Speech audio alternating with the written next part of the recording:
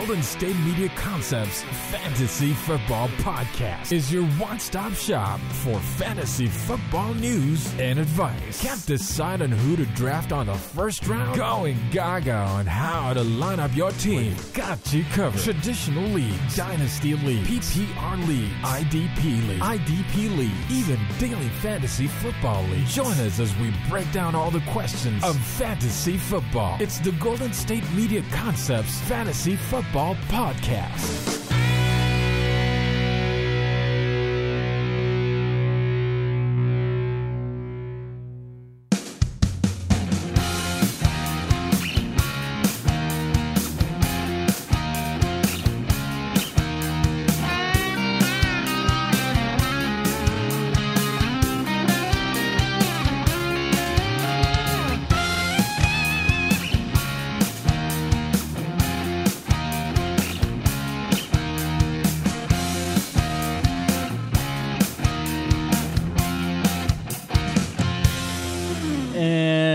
Welcome to the Golden State Media Concepts Fantasy Football Podcast, where we discuss everything in the world of fantasy football. As always, I'm Jeremiah, and we are back with another action-packed episode for you guys today. And we have a lot to talk about regarding fantasy heading to 2017. Well, we have two of the biggest names this offseason that have been talked about a lot, have been Tony Romo and Adrian Peterson. I will discuss both of those gentlemen. But first, let's talk about Tony Romo, because this morning, and I am recording this at about 9:30 on April 4th. So, literally this morning, Tony Romo announced that he is leaving football and going to pursue a broadcasting career with CBS. He is confirmed to take over for Phil Simms as the number one analyst. And, you know, this does impact a lot of players in fantasy. You know, this is going to impact the Denver Broncos. This is definitely going to impact the Houston Texans. But, you know, I did say last week that when I was talking about both of the quarterback situations on both of these squads, they weren't looking very good. They weren't looking very productive. And I think that the skill players, the receivers on any of these teams, they were going to suffer.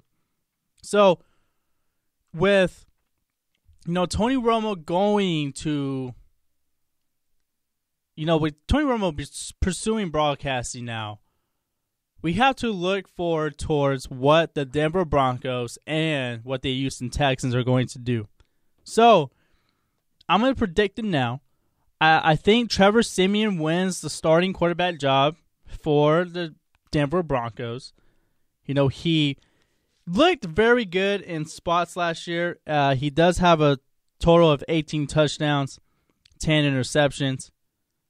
He did throw for 3,401 yards, but he looked average at best. And when you look at his overall work from last season, you know, he had great games. You know, he had probably like 3 to 4 games that he looked really good in. The first game I thought he looked good in was against Cincinnati in Week 3 when he threw for 4 touchdowns and 312 yards. And then the second game I thought he looked good in was all the way to Week 12 against the Kansas City Chiefs when he threw for 368 yards and 3 touchdowns. Then, you know, he missed Week 13 due to injury. That's when Paxton Lynch came in.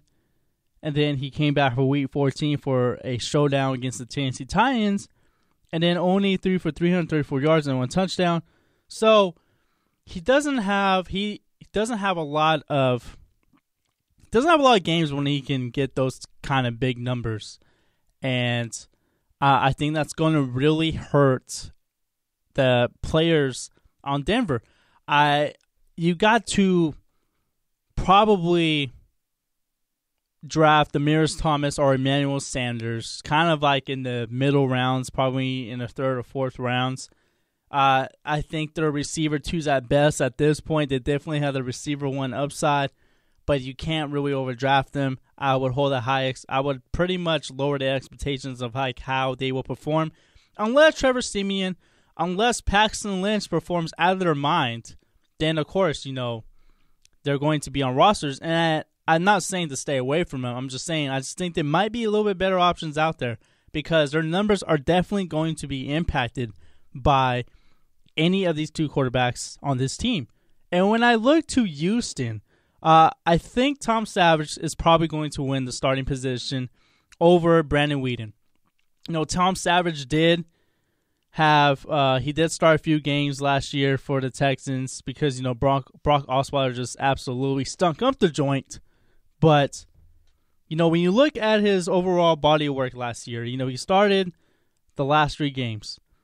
Or at least he played the last 3 games. He started week 15 and 16. And he looked relatively okay. He didn't throw for any touchdowns. He didn't throw any picks. He was just basically a game manager. And against the Jacksonville Jaguars, he did have his best game as a Texan, throwing for 260 yards. He didn't really do a whole lot against the Cincinnati Bengals in Week 16. He did only throw for 176 yards. And, he did play against Tennessee, but he didn't start that game. Brock Osweiler did. He started Week 17 in the playoff game against the Oakland Raiders. So, when you look at Tom Savage or Brandon Weeden, because Brandon Weeden can very well be a starter too for the Texans, I think you might have to lower the expectations on DeAndre Hopkins again. And, DeAndre Hopkins 2 years ago, he was one of the top fantasy receivers. Last year, he was nowhere to be found at times. Brock Osweiler didn't know where he was at. I do think I'm expecting a better year from DeAndre Hopkins from Tom Savage, but I just don't think he's going to be a top 5. I think he might just barely be on the borderline of top 10. But he definitely is a receiver 1, but probably a low-tier receiver 1. I think he's looking more like a receiver 2 right now with high receiver 1 upside. So you got 3 receivers that are going to get impacted by Tony Romo retiring. So you got Demaryius Thomas, you got Emmanuel Sanders, and you got DeAndre Hopkins. They're going to be impacted of Tony Romo not going to be there. And I did say that if Tony Romo was going to go to any of these 2 teams, these 3 receivers, their value was going to boost. And it's not going to boost. I think it may have been even lower. So, as of right now, should the Texans get a quarterback? What's their next option? As for the Broncos, we know what their option is. But from a fantasy standpoint, do they stick with Tom Savage or do they stick with Brandon Weeden? So it looks like that Lamar Miller is going to be impacted by this too. It looks like he's definitely going to get a lot of carries now because the passing game's not going to look very well done. It looks like it's going to pretty much, they're going to have a game manager as a starter. So, you got to set the tone with the running game. So I do like Lamar Miller a lot more now. And whoever starts at running back for the Broncos, I like them a lot more too. Whether it's C.J. Anderson, whether it is Devontae Booker, or if they decide to draft a running back again, I think I like any of those running backs. Whoever emerges as a starter, you got to pretty much take a flyer on that guy in the backfield for Denver. So there's going to be a lot of impact made on, Tony Romo. And, as for the Cowboys, I think that Prescott was going to be the starter anyway, so there's nothing impactful there. So, when you move forward, when you look forward towards these 2 teams and you look at the quarterback situations, there's really nothing to get inspired about. Maybe Trevor Siemian, this is his 3rd year now. He is going to be in the same system, so maybe he produces a better year. He definitely looked a lot better than Paxton Lynch. Paxton Lynch did not look good at all in his 2 starts, so maybe Paxton Lynch does get better, or maybe Trevor Siemian starts until Paxton Lynch could make the move as a starter. But as of Houston, Tom Savage and Brandon Weeden don't really do anything for me. Yeah, when I look at how they play, they're more of a game manager standpoint, and I don't like how I don't know. I'm just not really inspired by this Texans offense now. I think DeAndre Hopkins is going to be one of those guys that's going to be kind of overrated in drafts. But, he's overrated for a reason, because, we've seen what he can do. He had a really great year with Ryan Fitzpatrick. So, he can still ball out. But I think he's barely going to be in the borderline of top 10 fantasy receivers. I just think there's going to be a lot of better options out there. I would take DeAndre Hopkins in the middle of the rounds, maybe round 4, round 3, definitely. But I wouldn't take him as your first receiver in the draft. So it's going to be tough for me to see DeAndre Hopkins as a top 10 receiver. It's going to be tough for me to rank Demaryius Thomas and Emmanuel Sanders in the top 10 as well. They do have potential to get there as well as Hopkins does. But, you got to pretty much, when you draft any of these three guys, you got to understand, they're going to have a lot of inconsistent numbers. They had a lot of inconsistent numbers last year. So that's something to look forward to when you're looking for receivers in the draft this year. All right, well, I'm going to take my first break. And when I get back, I'm going to discuss Adrian Peterson and him not getting a contract from New England. So I'll discuss that when I return to the Guns to Many Concepts Fantasy Football Podcast. Are you looking for the very best NFL and college football podcast? Then check out the GSMC Football Podcast. Get the latest football news both on and off the field. From the NFL Draft to trades to the rumor mill to the NFL Combines. They got you covered. That's GSMCpodcast.com/football-podcast. Get updates on college rivalries, game day insights, and much, much more. It's football talk the way you want it. This show eats, sleeps, and breathes football. Don't forget to like them on Facebook and follow them on Twitter. Visit GSMCpodcast.com for more info.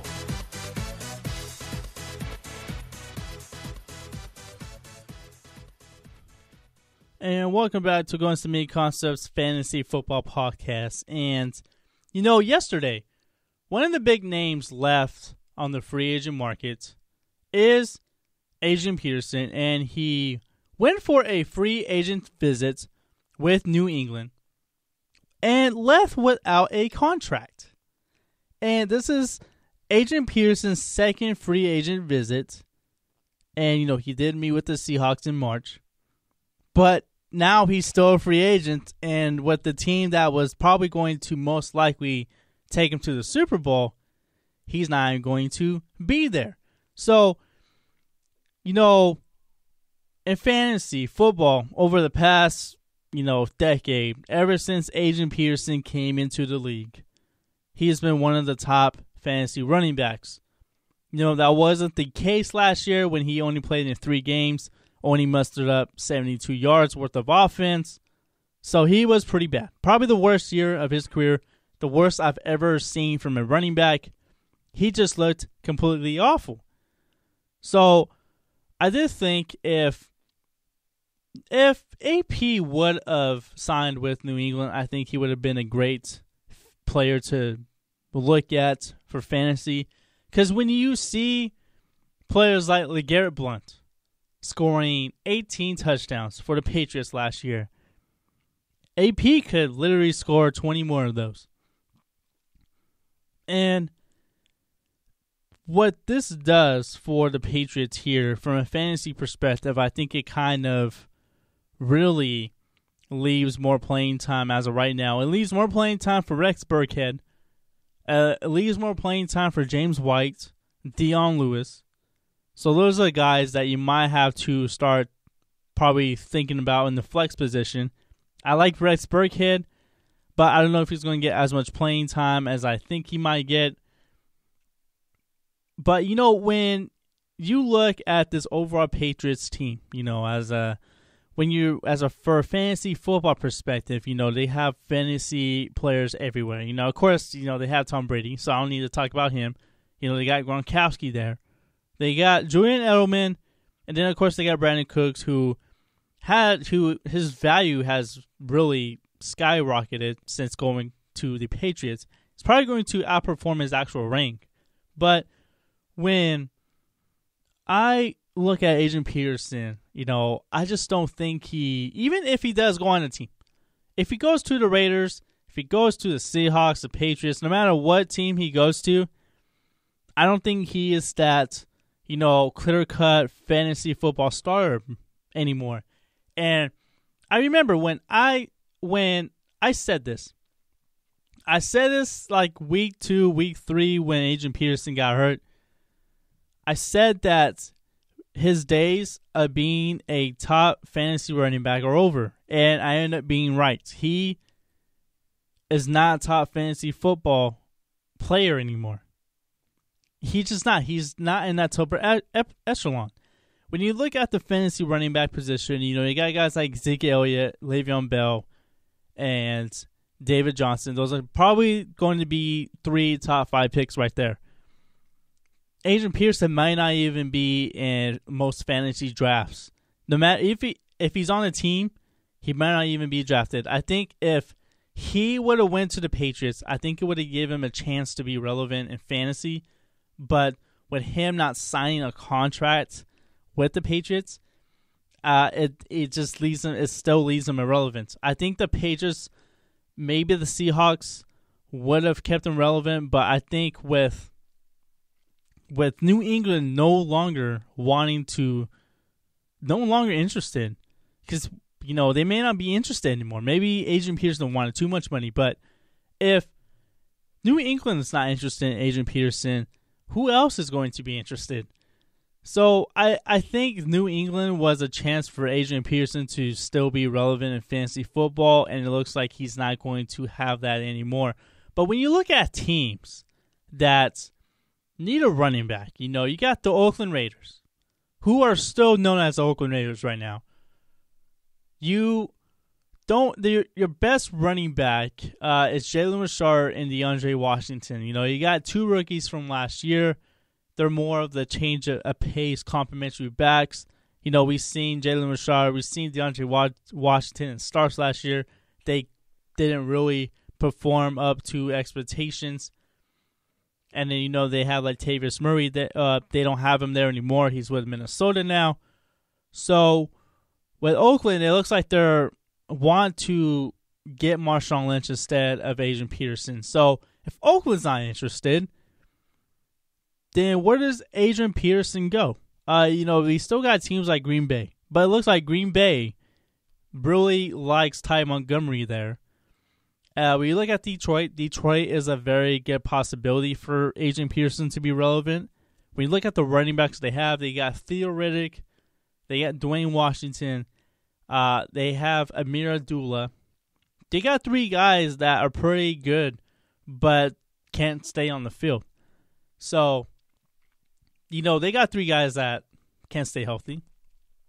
I think AP would have been pretty good with Detroit. And then when you go to the New York Giants, I think that's probably the best fit for him right now to be relevant in fantasy. Because, when you look at the guys behind him, you got Paul Perkins there. You got Orleans Darkwa.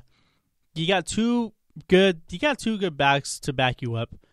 And I think AP would be a chance to be a starter for the Giants if he does land there. I think he can potentially get a lot of red zone touches.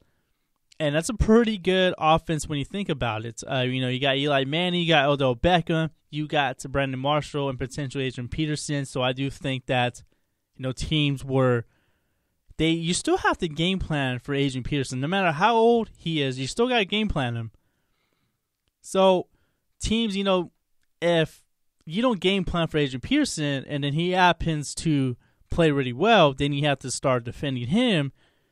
And then you don't defend the pass now. So I do think that is a great team for him to still be relevant in.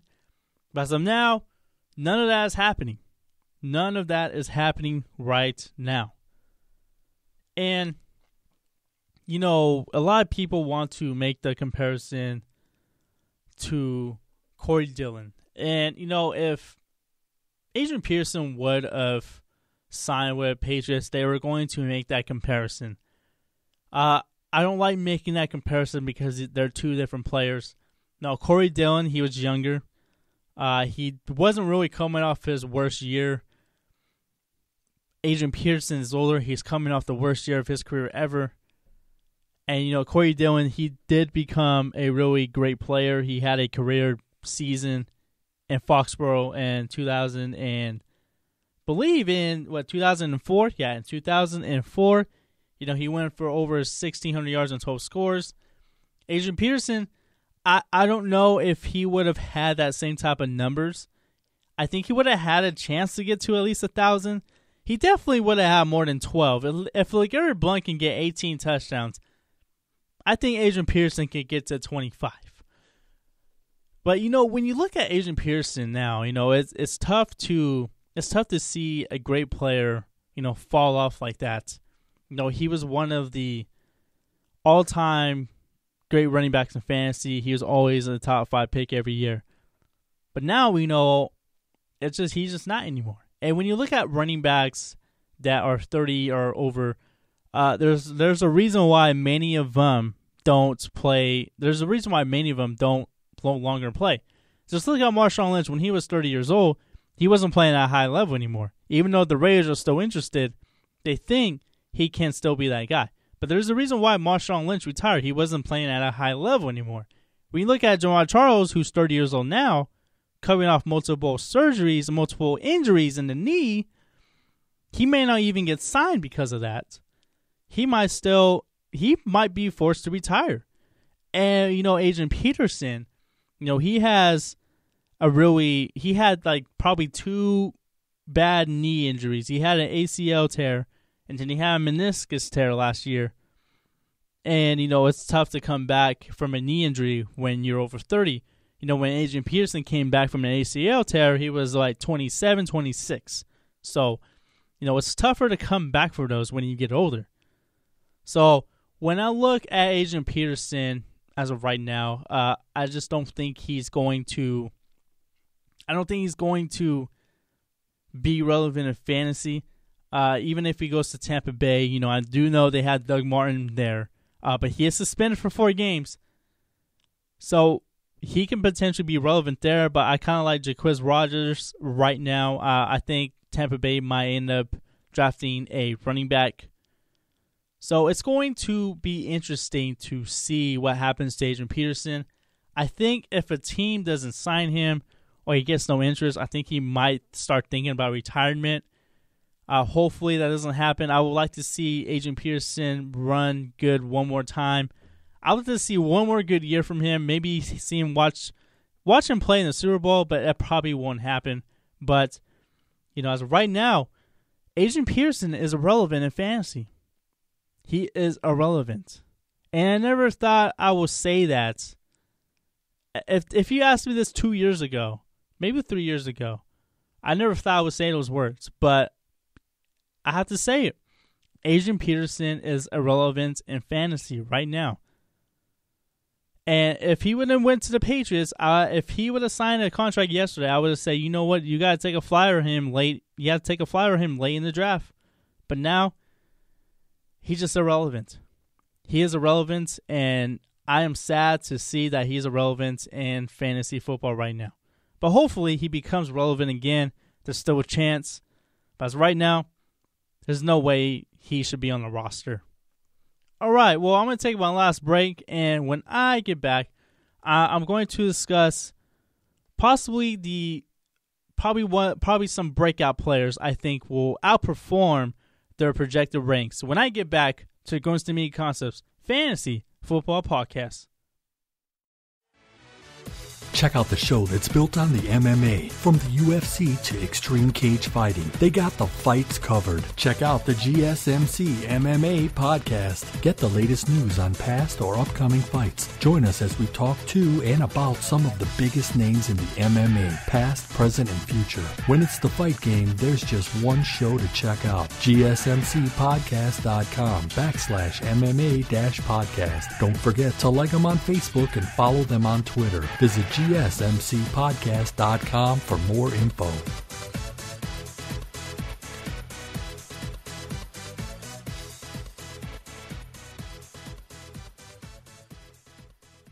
And welcome back to Going to Me Concepts Fantasy Football Podcast. And, for the final segment today, I wanted to talk about players who I think might outperform to projected ranks. And, I got 4 players I want to discuss. And the first player I want to discuss first is probably the biggest move in terms of fantasy has to be Eddie Lacy going to the Seattle Seahawks.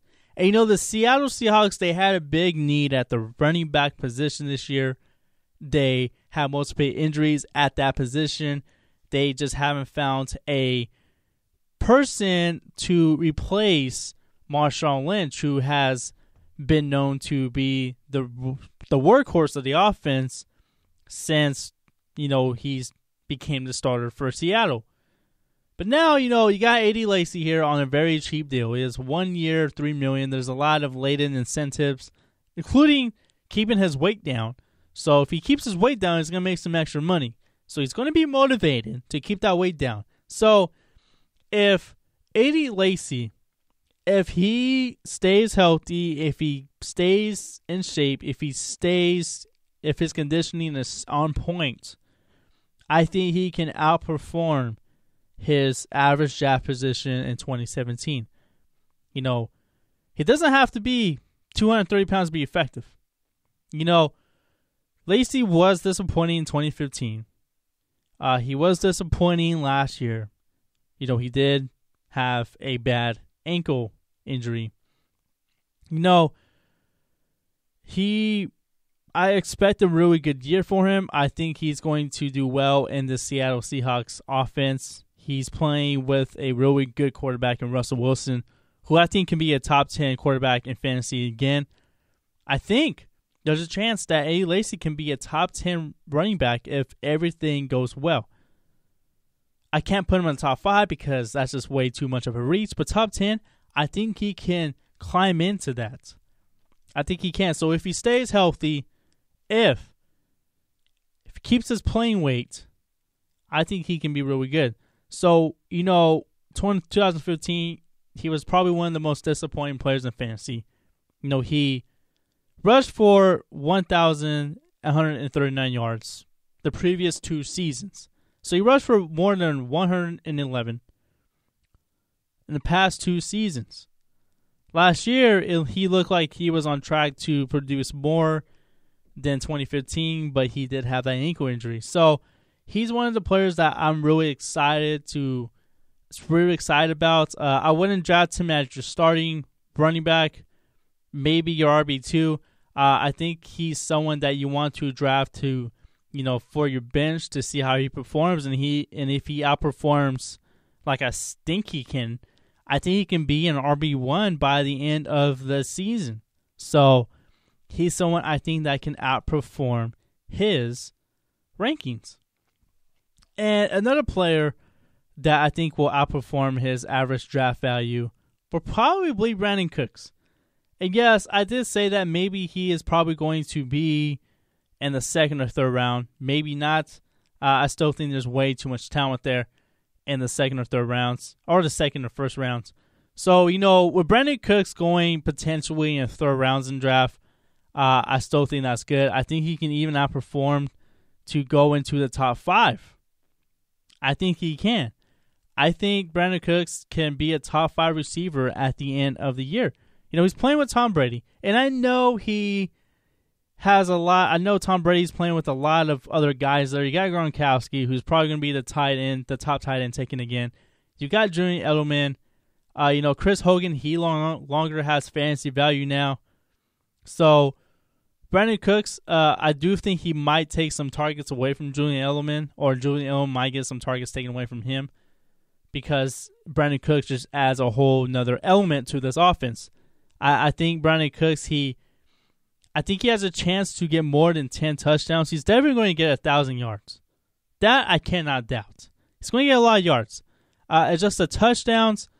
I think he's going to get 10. He may get, I think the highest I can see him getting is 12 in this offense, because, there's so much other guys that can score in this team. But I think he's someone that he can go into the top 10. at the end of the year.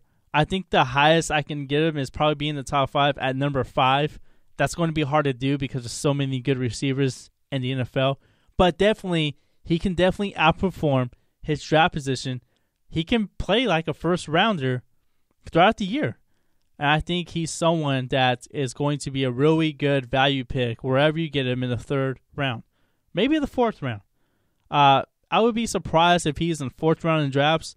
I think I can see him going to the late of the 2nd round. But I think the 3rd round is probably a really good spot for him.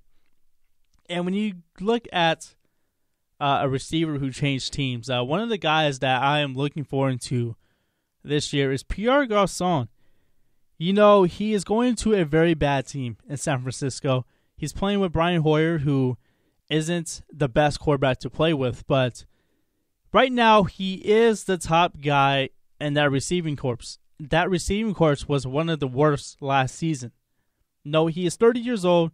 He is set to make $60 million. He did top 1,000 yards only twice in 10 years. But I think this year it gives him a chance to get a lot of yards because the 49ers, they're going to be down a lot in games. They're going to be down a lot. So you know what that means? Garbage time. He's going to get a lot of garbage time points. And I think if the running game is going well for San Francisco, we may not have those numbers from Pierre Garçon. Like if Carlos Hyde ends up being a monster in fantasy, then he may not get those garbage time stats that I think Garçon can. But the 49ers are going to be down a lot. They don't have a great defense. But I do think this gives a chance for Pierre Garçon to probably climb the top 20. He barely climbed the top 30 last year. I think he might have a chance to outproduce Brandon Cooks, and that's a lot to say. Potentially, I'm not saying that's a for sure thing, but I do think with you gaining a lot of yards in garbage time, that's going to do really well for fantasy. And the one player I think that benefited the most in free agency and who I think is going to perform, he's going to outperform his projection. I think Jameis Winston. I think Jameis Winston's in for a great year. Tampa Bay, they were in a playoff. They were playing for a playoff berth. I think Jameis Winston, I think he can climb into the top 10 fantasy quarterbacks. With the Bucs adding Deshaun Jackson, who with an already established stud in Mike Evans, those are two tough guys you have to defend on every play. And I think if they can get the running game together, if Doug Martin still comes out and plays at a high level after he comes back, or if Jaquiz Rogers plays really well, or if they happen to get Adrian Peterson and he plays really well, I think Jameis Winston can be one. I think he's in for a breakout year at the quarterback position. I think he's going to outperform his projected rank. I think he's projected to go into the late rounds here. I think he can be a top 10 fantasy quarterback. I think he's someone you can target late and you can be happy with. And I think he's someone that he can carry you to the playoffs next year. So, he has that kind of potential for fantasy owners out there, and he's someone that I'm very excited to watch this season. All right, well, those are 4 guys who I think that will outperform the projections this season. I could be totally wrong. They may not, they may be duds, but those are 4 guys I'm really excited to watch as well, and hopefully you guys listen and, take chances on those guys whenever you can. But as of right now, this does it for me. I'm going to, that does it for me for today. I will be back on Friday. Anthony will be here too, and we will discuss any type of fantasy football related news. You can catch the show on a variety of platforms: iTunes, Google Play, Stitcher, SoundCloud, YouTube, and on the website GSMCpodcast.com. You can also follow the show on a variety of platforms. It's definitely on social media. You got Twitter and Instagram at GSMC_football. You can also like the show on Facebook at the Going to Me Concepts Fantasy Football Podcast. As always, I'm Jeremiah. I'd like to thank you guys for tuning in. And you guys come back later this week for more fantasy football talk.